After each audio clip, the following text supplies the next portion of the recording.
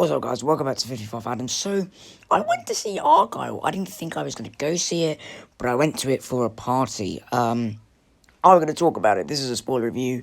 Spoilers for Argyle. So, I didn't really know what it was about going in. I knew it was like a spy thriller with a load of cameos. So, let me just jump into it. So, I do think that Henry Cavill was very underutilized in this film. I would have liked to have seen a lot more of Henry Cavill. That haircut was atrocious, though. And the plot, there were many twists. As we get to kind of the middle of the film, we're like, oh my god, there's so many twists. That makes it fun and exciting. But honestly, on a story level, you can't take anything as, fact, number one. And number two, you just can't trust anything or anyone. Which, I guess is how the characters were feeling in that moment. But, as an audience viewer, it's very hard to grasp your head around. The action scenes in this film, that is a positive. I loved all the action scenes in the film. I would have liked to have got a longer action scene between Dua Lipa and Henry Cavill at the very start of the film. The train fight was really cool. And it reminded me of Captain Marvel. Not just because Samuel L. Jackson was in it, but also because, Bryce Dallas Howard, she loses her memory and then she has to regain it. That was a cool twist. We found out that she was an agent, but it reminded me so much of Captain Marvel and her memories being lost. Also, a killer cat that rips out eyes. That reminded me of Captain Marvel as well. I didn't think much of the guy. He played Justin Hammer in the MCU. I didn't think much of him in this role.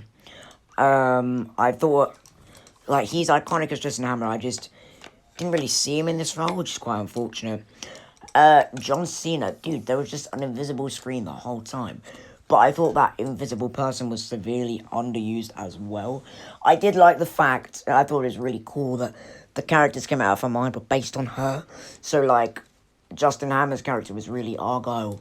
She was really, Dua Lipa's character in real life. And I think Bryce Dallas Howard is the standout in this film. They slip an F-bomb in as well, which I was like, what? But you get to a point where you're like, okay, who's not in this film? It does get a bit ridiculous.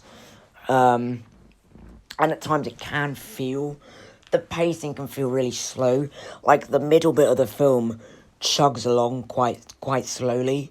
I feel the start is really good and the ending's really good. When she's like, okay, I'm an agent. And then when she goes to infiltrate to get the mission details, that was really cool.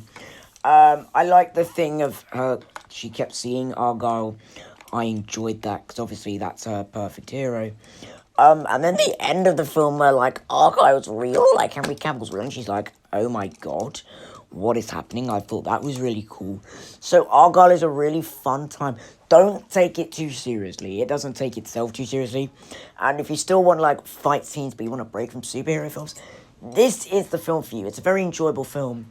I believe it's a very unique film. I'll say that. It's a very unique spy thriller. It stands out from many other spy thrillers, mainly because of how many cameos it got, and secondly because there are so many twists, and I think it's based off a real series.